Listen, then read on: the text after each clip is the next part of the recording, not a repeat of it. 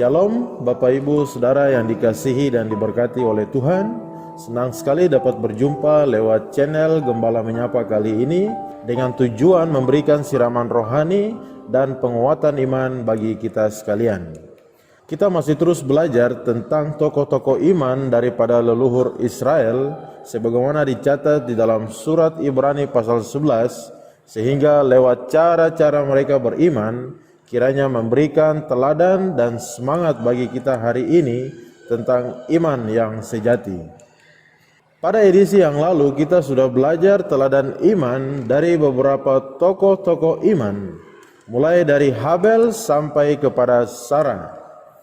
Maka dalam kesempatan ini kita belajar satu kesimpulan sebagai penegasan terhadap tokoh-tokoh iman yang sudah kita pelajari sebelumnya.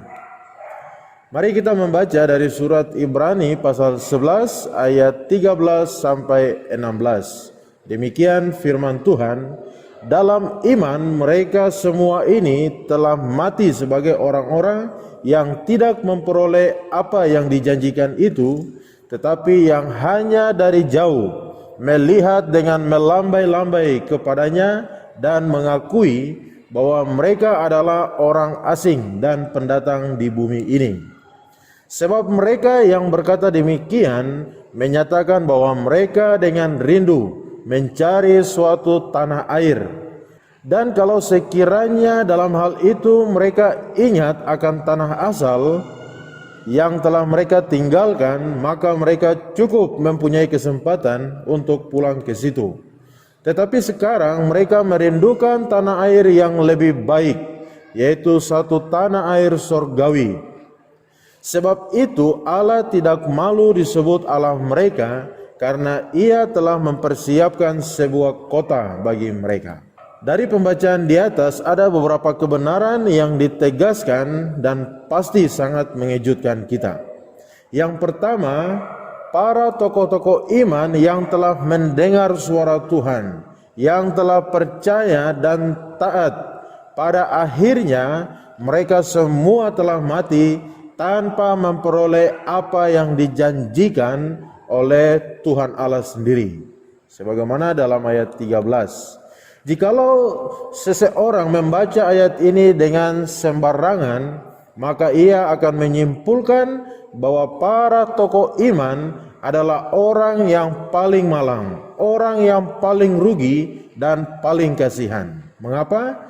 Karena mereka mati tanpa memperoleh apa yang dijanjikan, dan bahwa Allah adalah pendusta sebab tidak menepati apa yang telah dijanjikan. Ini pikiran kapitalis yang picik dan sempit. Seorang dengan pikiran kapitalis yang picik dan sempit pasti mempunyai motivasi yang salah dalam mengikut Tuhan. Segala perintah Tuhan pasti dipikirkan sisi untung ruginya.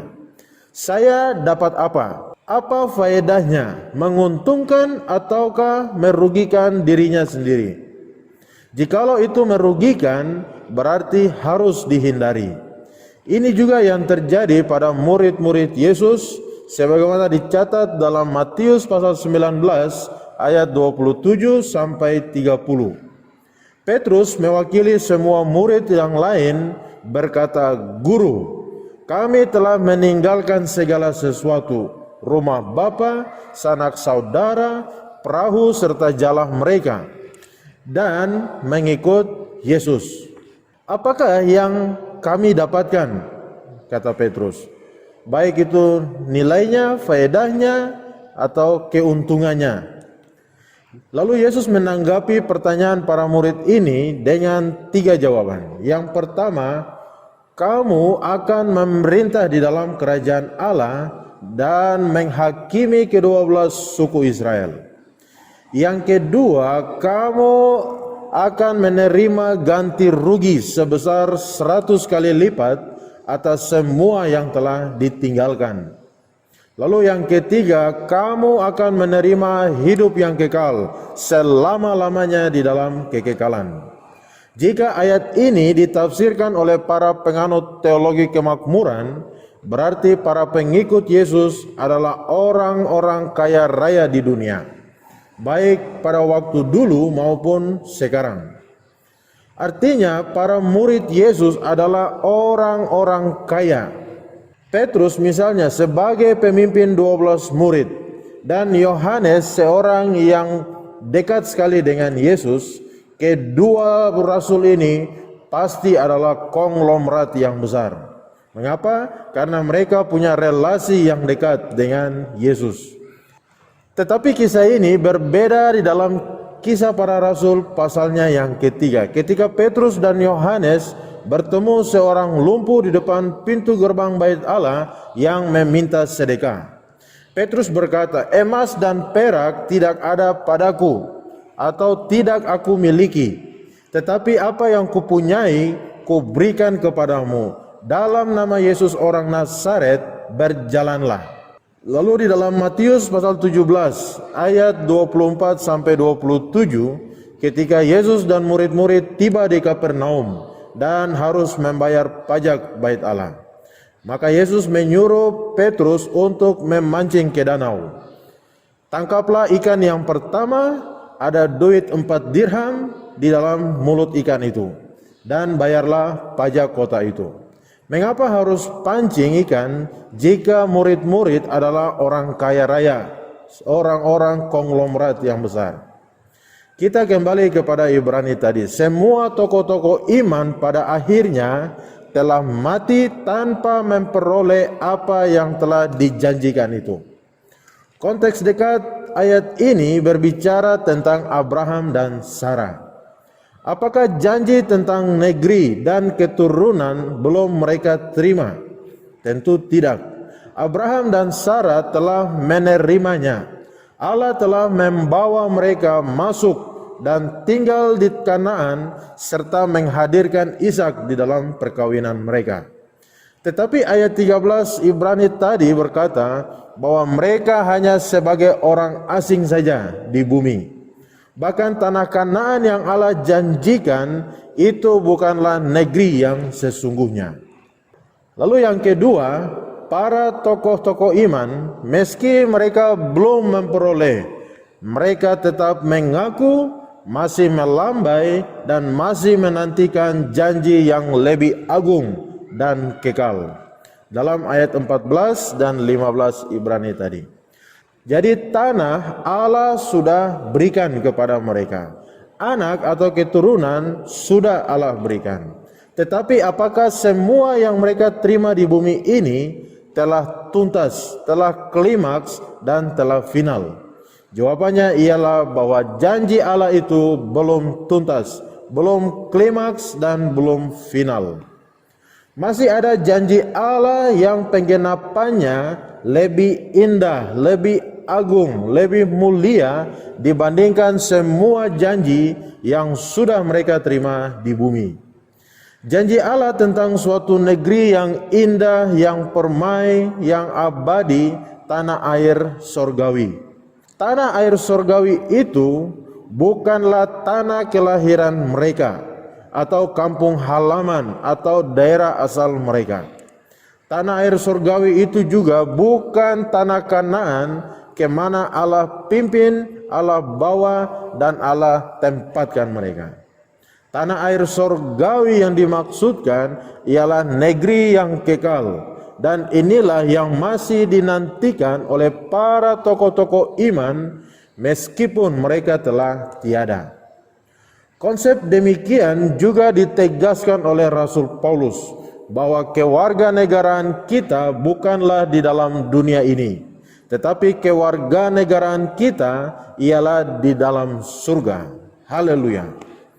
Jadi iman Kristen tidak hanya berpusat pada perkara-perkara jasmani yang hanya bersifat fana, bersifat semu dan sementara. Tetapi iman Kristen kita bersifat rohani, kekal, dan abadi selama-lamanya. Kemudian yang ketiga, tanah air surgawi, negeri yang permai, adalah kota yang dirancang, dipersiapkan, dan ditetapkan oleh Allah sendiri. Itu di dalam Ibrani tadi ayat 16 bagian B.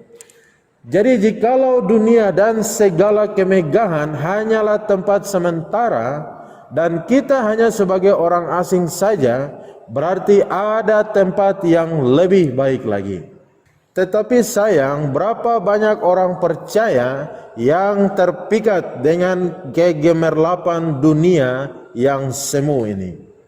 Bayangkan, Yesus anak Allah pernah dicobai tatkala iblis memperlihatkan semua kerajaan dunia dan kemegahannya. Dan iblis menawarkan semua itu kepada Yesus anak Allah. Iblis berkata bahwa semua itu akan kuberikan kepadamu jika engkau sujud menyembah aku. Apa artinya?